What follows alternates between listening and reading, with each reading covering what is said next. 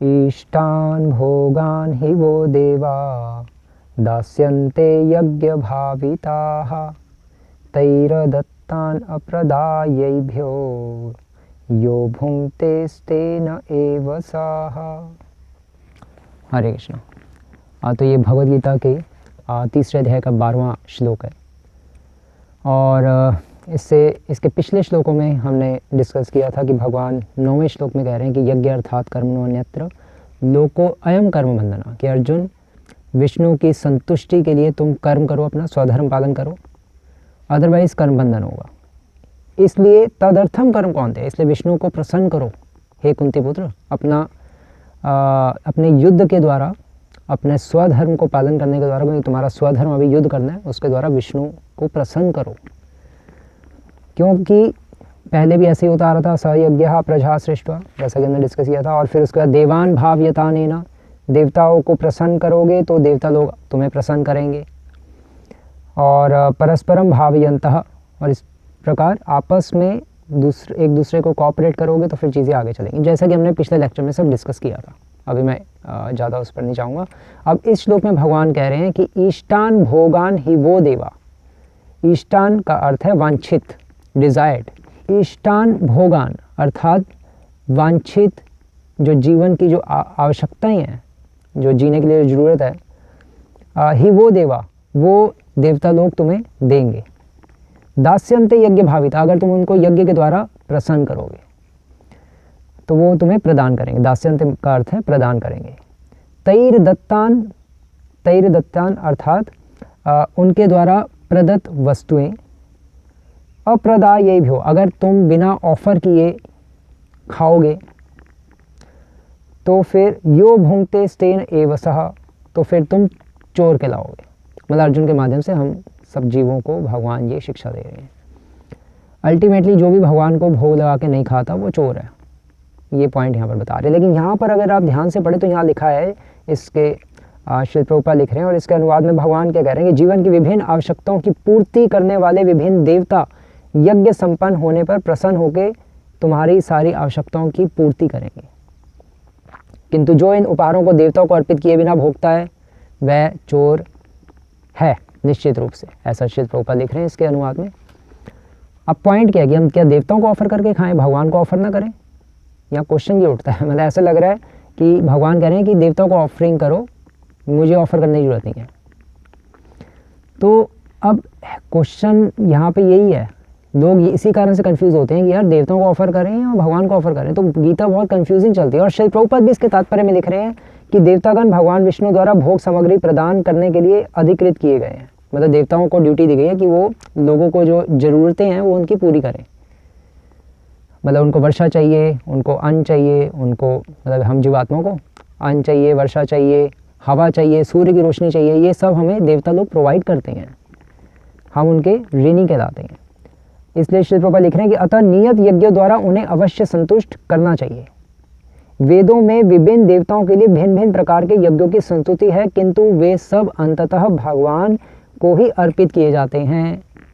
तो अगर वे, अब यहाँ पे क्वेश्चन ये उठते हैं कि अगर वो सब कुछ भगवान को ही अर्पित किए जाते हैं तो फिर वेदों में देवताओं की संस्तुति क्यों है? जैसा कि यहाँ पर लिखा है, वेदों में विभिन्न देवताओं के लिए भिन्न भिन्न प्रकार के यज्ञों की संस्तुति है। सीधा भगवान के लिए यज्ञ की संस्तुति क्यों नहीं है? सीधा भगवान के लिए यज्ञ करने के लिए क्यों नहीं कह दिया गया? क्यों कहा गया है कि देवताओं की यज्ञ क्यों है? तो एक्चुअली श्री प्रभुपाद अपने इन तात्पर्यों के द्वारा, और भगवान भी इस श्लोक में डायरेक्टली कह रहे हैं, यहाँ पर वर्णाश्रम लाना चाह रहे हैं। श्री प्रभुपाद बता रहे हैं कि पहले वैदिक काल में देवताओं के लिए यज्ञ करके विष्णु को संतुष्ट किया जाता था। क्योंकि देवता लोग कौन है? देवी देवता लोग भगवान विष्णु के बॉडीली पार्ट्स हैं, उनके शरीर के अंग हैं। अगर आप भगवान के विराट रूप का वर्णन भागवतम में पढ़ें तो उसमें ऐसे वर्णन आता है। इसलिए जब अर्जुन को भगवान कृष्ण ने विराट रूप दिखाया तो उसमें सारे देवी देवता भी थे। तो देवी देवता, जैसे मैंने कल भी बताया था, देवी देवता हमारे सीनियर डिवोटीज़ हैं। वो हमारे से काफ़ी उन्नत भक्त हैं, इसलिए कहा जाता है वैष्णव यथा शंभु। सबसे बड़े वैष्णव, विष्णु के सबसे टॉप मोस्ट अगर कोई डिवोटी हैं तो वो शिव जी हैं। तो देवी देवताओं की पूजा पहले वैदिक काल में की जाती थी। कैसे की जाती थी? विष्णु की संतुष्टि के लिए। क्योंकि पहले लोग, मतलब आजकल तो लोग जस्ट डू इट फिलॉसफी हो गई है, भोगी हो गए हैं सब। अपनी कोई भी डिज़ायर पूरी करनी है तो बस जाके शॉपिंग मॉल में अपनी अपने कपड़े खरीदे, बाय 2 गेट 3 फ्री, बस ये किया और आ गए। मतलब कुछ लेना देना नहीं है, ना डेमीगॉड से ना भगवान से, कुछ नहीं, बिल्कुल एनिमलिस्टिक प्रोपेंसिटीज़ हैं आजकल हम सब लोगों में, खासकर भोगियों तो बिल्कुल गए गुजरे हैं। डिवोटी से चलो जो भी थोड़ा वो जो चैंटिंग करते बचे हुए हैं, तो इतनी ज़्यादा लोग गिर गए हैं। पहले ज़माने में ऐसे नहीं होता था। वैदिक कुल में, वैदिक काल में लोग जिनमें इच्छाएं होती थी तो वो अपनी इच्छाएं सकाम कर्म योग करके भगवान के द्वारा वेदों में जो देवी देवताओं के यज्ञों की जो संस्तुति की गई है, यज्ञों के बारे में वर्णन किया गया, वो यज्ञ करते थे और उसके द्वारा वो देवी देवताओं को संतुष्ट करके और विष्णु को प्रसन्न करते थे और उसके बदले में देवी देवता उनको उनकी इच्छाओं को पूरा करते थे। इस तरह से उसको कहते हैं कि कामना सहित, कामना के लिए कुछ यज्ञ करना। जैसे फॉर एग्जांपल जो ब्राह्मण पत्नियां हैं, जो श्रीमद् भागवतम में आता है, उनके जो पति थे ब्राह्मण, वो आप इस तरह से लगा लीजिए, वो कोई प्योर डिवोटी भी नहीं थे, क्योंकि अगर डिवोटी होते तो भगवान कृष्ण और बलराम के जो सखा आए थे मांगने, उनको कुछ खाने को नहीं देते, उन्होंने दिया भी नहीं। तो वो थोड़े इस टाइप के थे, अपना यज्ञ करते थे, देवताओं को प्रसन्न करते थे और अपनी इच्छाएं पूरी करते थे। लेकिन तो पहले ऐसे होता था, आजकल तो जस्ट डू इट फिलॉसफी हो गई है। लेकिन अब आजकल ऐसा नहीं होता, क्योंकि आजकल यज्ञ करने के लिए एक तो वैदिक संस्कृत आनी चाहिए और वेदों में जो देवताओं की जो स्तुति है वो पता होना चाहिए कि वो वहाँ पर एग्जिस्ट करती है और वो पढ़ना आना चाहिए, उसको उच्चारण करना आना चाहिए। वैदिक संस्कृत में उच्चारण के नियम होते हैं, इसलिए अब वो सब तो आता नहीं। ना घी शुद्ध है, ना यज्ञ करना किसी को आता है, ना स्थान शुद्ध है, अपने वो फ्लैट में कैसे करेगा दिल्ली या मुंबई में बैठ के, तो बहुत क्योस है। इसलिए श्री प्रभुपाद इन श्लोकों के द्वारा हमें बता रहे हैं कि कलयुग में संकीर्तन यज्ञ सर्वश्रेष्ठ यज्ञ है। संकीर्तन यज्ञ से ही सब कुछ हो सकता है। संकीर्तन यज्ञ अर्थात हरे कृष्णा कृष्ण कृष्ण हरे हरे, हरे राम राम राम हरे हरे, बस ये करना हमें, उष्ट स्पंदन मात्रे न, भगवान कृष्ण का नाम लेना है। लेकिन सामान्यता ये जो संकीर्तन यज्ञ है, इसकी सामान्य धारणा ये है कि भगवान के नाम का कीर्तन करना, जैसा कि श्री प्रभुपाद भी अपनी पुस्तकों में लिखते हैं। लेकिन संकीर्तन यज्ञ केवल इसको नहीं कहते। जो भी हमारी डिवोशनल एक्टिविटीज़ हैं, चाहे वो भगवान के लिए हम कुकिंग करें, भगवान के लिए मंदिर में झाड़ू मारें, भगवान के लिए बुक डिस्ट्रीब्यूशन करें, आरती अटेंड करें या कुकिंग करें, या जो कुछ भी हम भगवान के लिए करते हैं, भक्ति की जितनी भी क्रियाएँ हैं, या हम श्रवणम करते हैं या जप करते हैं या बुक्स रीडिंग करते हैं या लेक्चर सुनते हैं या हम टेंपल कंस्ट्रक्शन करते हैं, ये सब कुछ ही संकीर्तन यज्ञ है। संकीर्तन यज्ञ केवल, जैसे मैंने कल भी चर्चा की थी, केवल आरती गाना और हरि नाम कीर्तन करना नगर संकीर्तन नहीं है। संकीर्तन यज्ञ सब कुछ है। इसलिए भक्तिवेदांत सरस्वती ठाकुर ने अपनी प्रिंटिंग प्रेस को भी संकीर्तन कहते थे। और इस्कॉन में भी हमारे जो बुक डिस्ट्रीब्यूशन का जो डिपार्टमेंट होता है उसको संकीर्तन डिपार्टमेंट कहते हैं। क्यों? क्योंकि भक्तिवेदांत सरस्वती ठाकुर कहते थे बृहत मृदंग बुक डिस्ट्रीब्यूशन को। क्यों? क्योंकि वो जब बुक डिस्ट्रीब्यूशन होगी तो पूरे वर्ल्ड में मृदंग बजेगा, मतलब सब भगवान का गुणगान गाएंगे, करोड़ों लोग। अभी हम अगर कीर्तन करेंगे एक जगह पर बैठ के, तो वो तो हम बस 10 लोग ही सुन पाएंगे या 50 लोग सुन पाएंगे। तो संकीर्तन यज्ञ का अर्थ प्रचार करना भी है, सब कुछ ही है, सारी डिवोशनल एक्टिविटीज़ है। लेकिन उन सभी डिवोशनल एक्टिविटीज़ में से सबसे टॉप मोस्ट अगर कोई एक्टिविटी है तो वो है परम विजयते श्री कृष्ण संकीर्तना, भगवान के नाम का जप करना। इसलिए उसको संकीर्तन यज्ञ श्री प्रभुपाद अक्सर लेके चलते हैं, और वो ही कलयुग में संभव है।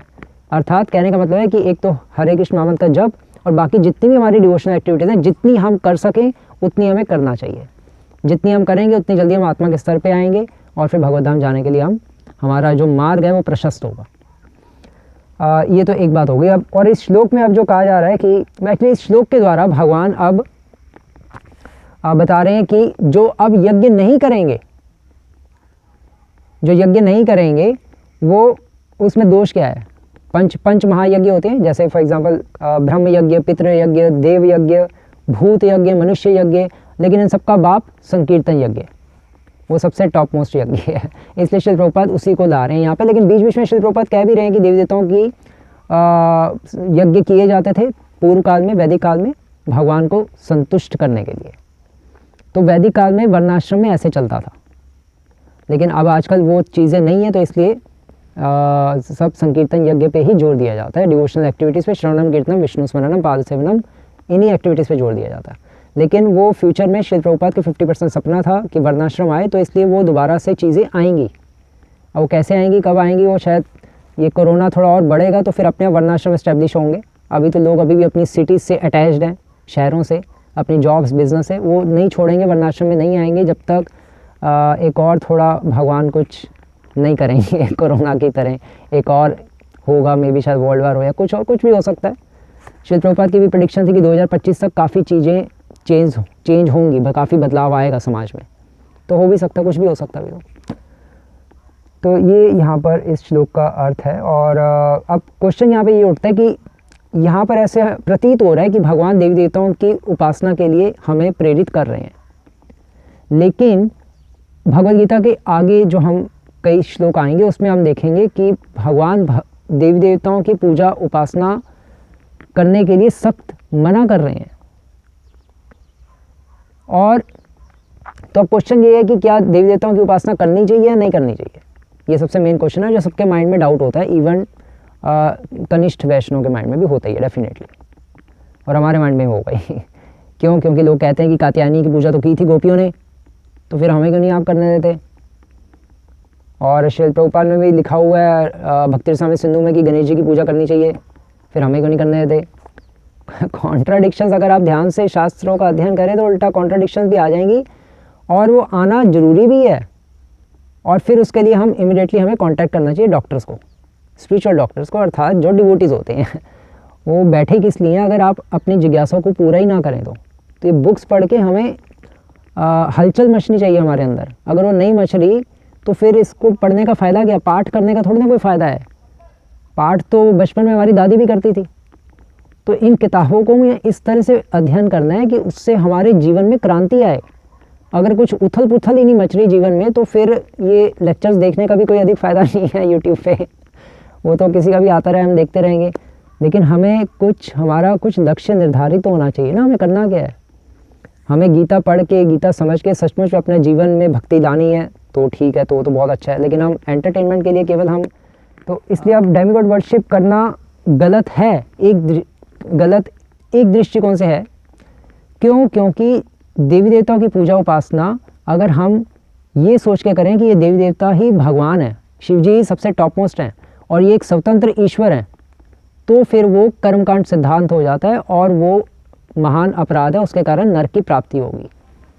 इसलिए जो दूसरा नापराध भी है उसमें ये स्पष्ट लिखा गया कि शिवस्य श्री विष्णुर इह गुण नाम आदि सकलम धिया भिन्नम पश्येत स खलौ हरि नाम अहितकरः, कि अगर हम शिव ब्रह्मा आदि देवताओं को भगवान के समान समझते हैं और उनसे स्वतंत्र समझते हैं तो वो दूसरा नाम अपराध है।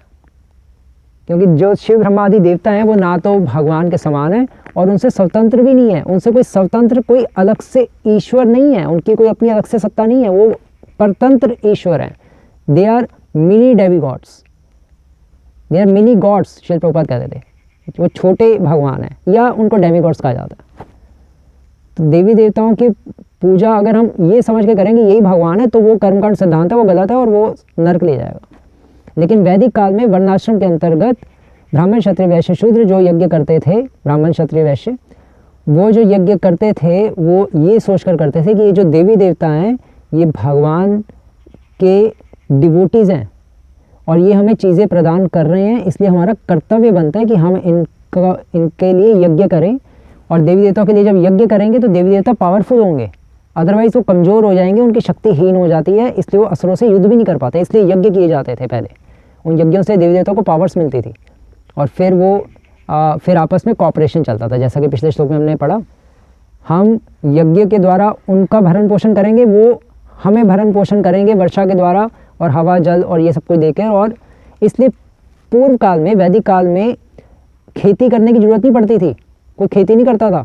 फार्मिंग तो अब की जाती है कलयुग में, पहले यज्ञ भरपूर होते थे पृथ्वी पे, इसलिए ज़मीन अपने आप ही अनाज देती थी, सब कुछ अपने आप होता था।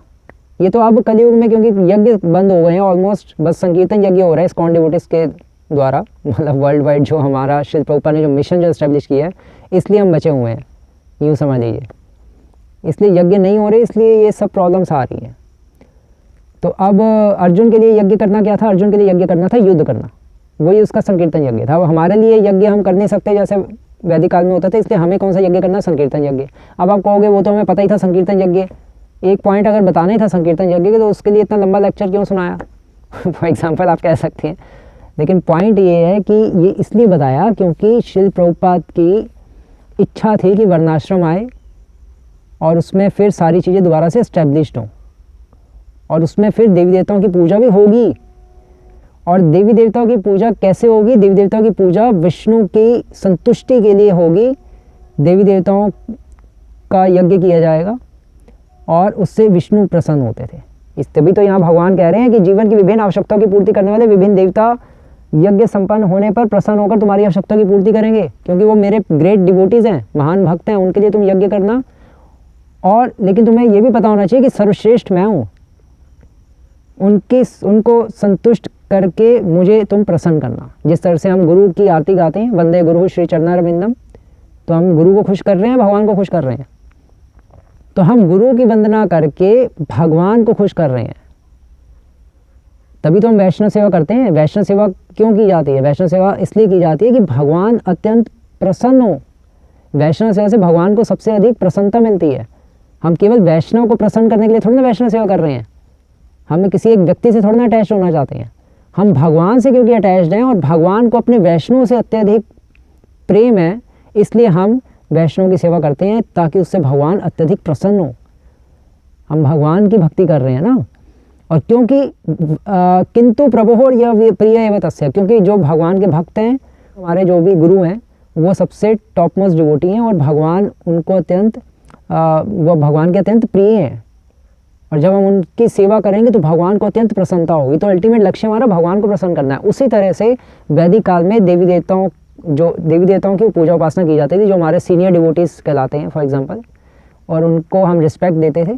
जिस तरह से एक पत्नी अपने पति से प्रेम करती है और अपने जो जेठ और सास ससुर उन सब का आदर करती है, उसी तरह से हम देवी देवताओं का रिस्पेक्ट करते थे पूर्व काल में, वैदिक काल में यज्ञ करके, और भगवान से प्रेम करते थे।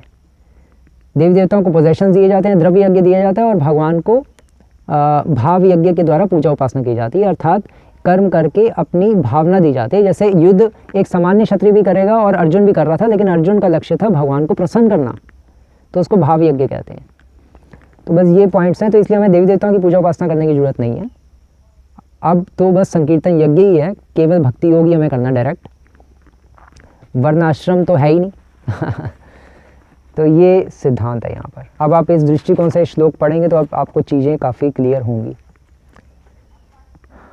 हरे कृष्ण। श्री प्रभुपाद की जय।